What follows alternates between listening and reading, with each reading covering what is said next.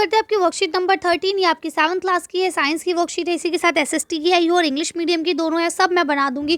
तो आप लोग ले लेंगे, पहले से अच्छे से लेबल कर लेंगे, डेट डाल देंगे, अपने टीचर का नाम, अपना नाम सब आप लोग लिख लेंगे। आज हम क्या पढ़ेंगे? मृदा में पोषकों की पूर्ण, ठीक है, यानी कि पूर्वती, यानी कि अब हम किस तरह से उसको पूर्ति करते हैं। मृदा यानी कि जो आपकी मिट्टी है उसमें किस तरह से पोषक तत्व आते हैं और किस तरह से उसको बनाते हैं, ये देखते हैं। राधिका जब अपने निकट के फसल के खेत में भ्रमण कर रही थी, यानी कि घूम रही थी, तब उसने देखा कि किसान खेतों में खाद फैला रहे हैं। यानी कि उसने देखा कि किसान जो खेतों में खाद डाल रहे हैं। उसने बगीचे में भी माली को ऐसे ही करते हुए देखा था, जहाँ वे लॉन और गमलों में खाद का उपयोग कर रहे थे। यानी उसने देखा था कि उनके जो बागीचे उसके अंदर भी उन्होंने गमले या लॉन के आगे, यानी कि जो गार्डन बना हुआ था छोटा सा, उसमें भी ऐसे ही हो रहा था। वे सोच में पड़ गई कि वे ऐसा क्यों कर रहे हैं। यानी वो सोचने लगी कि वो ऐसा क्यों कर रहे हैं। अब देखें यहाँ क्या लिखा है। उर्वरक रासायनिक पदार्थ है जो पौधों को पोषक तत्व प्रदान करते हैं, मुख्य रूप से नाइट्रोजन, फॉस्फोरस और पोटेशियम। ठीक है, अब यहाँ लिखा है खाद्य जीविक पदार्थ होता है। यानी खाद जो है वो क्या होता है, वो जीविक पदार्थ होता है जो पौधे अवशेष और जीव जंतु के गोबर से प्राप्त होता है तथा पौधों को पोषक तत्व प्रदान करता है। देखिए अब आपके जो है इसको हम कहते हैं फर्टिलाइजर, इसको बोलते हैं मैन्योर। ठीक है, यानी कि ये होते हैं आपके उर्वरक, फर्टिलाइजर्स। ये आपको रासायनिक होते हैं, ये केमिकल से बनते हैं, ये साइंटिस्ट लोग बनाते हैं। जबकि ये जो है ये नेचुरल होते हैं। किसी भी चीज़ ने पॉटी करी, जैसे गाय भैंस ने, है ना, और उसके बाद जो पेड़ वेड़ सड़ गए आपके, वो सब एक जगह इकट्ठा होते हैं और उसके बाद वो सड़ के जो है बहुत अच्छी सी खाद तैयार कर देते हैं। शुरू में जब वो सड़ रहे होते हैं तो उसमें से बहुत गंदी सी स्मेल भी आती है, इसीलिए बाद में उसको कहीं दूर रख के ही ढक के ही बनाया जाता है ताकि उसके अंदर से स्मेल बाहर ना आए और वो अच्छे से बन सकें।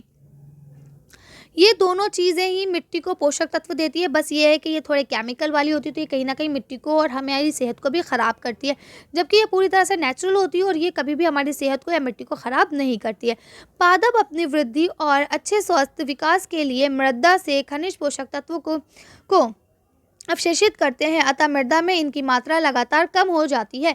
यानी कि जो पौधे हैं, जैसा कि आप जानते हैं कि वो अपना खाना स्वयं बनाते हैं, और जब अपना खाना स्वयं बनाएंगे तो उससे मिट्टी और पौधे ये सब चीज़ें लेंगे, और जब वो इससे ये चीज़ें लेंगे तो मिट्टी के अंदर की वो चीज़ खत्म होती जाएगी। एग्जाम्पल के तौर पर अब आपके पास 10 पेन है। अब आपके दोस्त ने पहले आपसे एक पेन ले लिया, फिर एक और ले लिया, फिर एक और ले लिया। अब आपके पास उसके पास 3 पेन आपके चले गए, तो अब आपके पास 10 में से 7 पेन बचे ना, कम हुई ना वो चीज़। इसी तरह से जब मृदा से पेड़ वो चीज़ ले लेते हैं तो मृदा के पास भी वो चीज़ कम होने लगती है, यानी उसकी ताकत भी कम होने लगती है। इसीलिए उर्वरक एवं खाद में नाइट्रोजन, फॉस्फोर और पोटेशियम जैसे जो पादप पोषण होते हैं, मृदा को इन पोषक तत्वों में इससे समृद्ध करने के लिए भूमि में उर्वरक खाद्य जो है इसकी मिलाने की ज़रूरत होती है। यानी कि इसीलिए हम लोग उर्वरक या खाद वगैरह उसके अंदर डालते हैं। पौधों को सभी पादप पोषण में से नाइट्रोजन की अधिक मात्रा की आवश्यकता होती है। यदि वायु में नाइट्रोजन गैस से प्रचुर मात्रा में उपलब्ध होती है, लेकिन पादप इसे सीधे उपयोग नहीं कर सकते। पादप नाइट्रोजन को विलय के रूप में ही अवशेषित कर सकते हैं। ये कि हमने पहले भी पढ़ा था कि किस तरह से वो नाइट्रोजन गैस को डायरेक्ट नहीं लेते हैं, बल्कि किस तरह से वो मिट्टी से अपने अंदर लेते हैं, है ना। इसके नाइट्रोजन साइकिल हमने पढ़ी। आई डोंट नो मैंने आपकी क्लास को पढ़ाई है या 8th को पढ़ाई है, लेकिन मैंने पढ़ाई है अभी वर्कशीट्स में ही ये चीज़, है ना।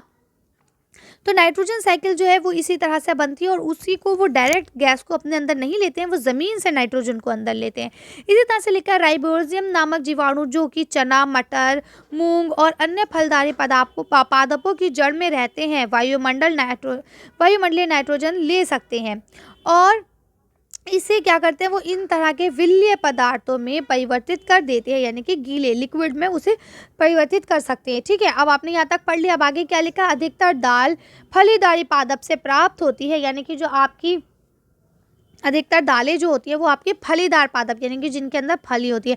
मटर की फली होती है ना, अब मटर के जो दाने होते हैं वही मटर की दाल बन जाती है सूखने के बाद। इसी तरह से जो भी दालें होती है मोस्टली वो फलीदार पौधा ही होता है उनका।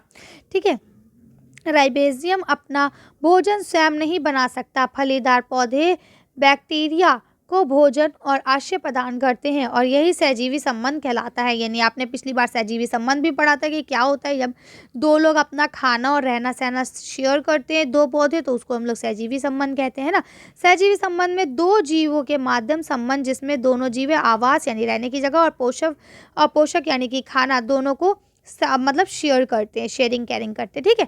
अब इसके बाद आता है अभ्यास के लिए प्रश्न। अब आपके अभ्यास के प्रश्न आते हैं कि उर्वरक और खाद के बीच में क्या अंतर है, लिखिए। यानी कि खाद और उर्वरक में के बीच में जो मेन डिफरेंस है वो क्या है, बताइए। चलिए इसका आंसर देखते हैं। आप लिखेंगे कि उर्वरक जो होता है वो रासायनिक पदार्थ है और पोषक तत्व देता है पौधों को, ठीक है। बस मेन जो डिफरेंस है वो देखिए, दोनों पोषक तत्व देते हैं। मेन डिफरेंस जो है वो ये है कि ये उर्वरक जो है ये रासायनिक पदार्थ होता है, जबकि ये जैवों के अवशेष से बनता है, ठीक है। यानी जो पेड़ पौधे मुरझा जाते हैं, सूख जाते हैं, गीले होकर डम होने लगते हैं, ये उनसे बनता है, या पशुओं के गोबर वगैरह से बनता है, ठीक है। तो ये रासायनिक है और जबकि ये नेचुरल है, प्राकृतिक है। तो यही दोनों के बीच में एक डिफरेंट है, जो सबसे बड़ा डिफरेंट है, आप इसे लिख लेंगे। चलिए आगे बढ़ते हैं। अब देखिए यहाँ पे लिखा है पादपों के लिए आवश्यक 3 मुख्य पोषण तत्व हैं, 1 2 3। अब तीनों जो पोषक तत्व इम्पॉर्टेंट है उनका नाम लिखना है। तो चलिए देखते हैं कि कौन कौन से पोषक तत्व उनके लिए बहुत ज़्यादा इंपॉर्टेंट है। मेन चीज़ें जो चाहिए होती है वो नाइट्रोजन, पोटेशियम और फॉस्फोरस चाहिए होता है। तो आप ये तीनों को लिख लेंगे फिलअप में, है ना। चलिए आगे बढ़ते हैं। अब आपका ये नेक्स्ट क्वेश्चन लिखा है कि सहजीवी संबंध से आप क्या समझते हैं, यानी सहजीवी संबंध क्या है। तो चलिए इसका आंसर देखते हैं। सहजीवी संबंध का यहाँ से लिख लेंगे कि दो जीवों का माध्यम संबंध, यानी दो जीवों के माध्यम जो संबंध होता है, जिसमें दोनों आवास और पोषण सब कुछ अपने लाभ के लिए शेयर करते हैं ना, उसको ही हम लोग सहजीवी संबंध कहते हैं। इसके बारे में डिटेल स्टडी हम लोग ने पिछले उसमें पढ़ी थी, सब कुछ अच्छे से जाना था कि कौन कौन से पौधे ऐसे होते हैं और वो किस तरह से अपना खाना और रहना शेयर करते हैं और इसका करने का क्या कारण है। तो सब हम लोग पिछली वर्कशीट पे पढ़ चुके हैं। अगर आपको चाहिए तो आप लोग उस वर्कशीट को देखेंगे ताकि आपको और अच्छे से समझ में आ जाए। चलिए अगला क्वेश्चन पढ़ते हैं। आपका लास्ट क्वेश्चन लिखा है पादपों को उर्वरक एवं खाद की आवश्यकता क्यों होती है, यानी इनको खाद वाद की ज़रूरत क्यों पड़ती है। तो चलिए इसका आंसर देखते हैं। आप इसका आंसर यहाँ से लिखेंगे, उर्वरक और खाद जो है वो पौधों में पोषक तत्व जैसे नाइट्रोजन, पोटेशियम और फॉस्फोरस को बढ़ाते हैं। इसीलिए इनको समय समय पर डाला जाता है ताकि मिट्टी जो है वो अच्छी रहे और उपजाऊ रहे, ठीक है। इसीलिए मिट्टी को ये खाद और उर्वरक की ज़रूरत पड़ती रहती है। चलिए तो आज की वर्कशीट को यहीं खत्म करते हैं। आज की वीडियो में पसंद नहीं है, आपको हमारी वीडियो पसंद आई हो तो प्लीज़ इसे लाइक और शेयर करें। अगर अभी तक आपने हमारे चैनल सब्सक्राइब नहीं करा है तो प्लीज़ हमारे चैनल को सब्सक्राइब करें। Thank you for watching.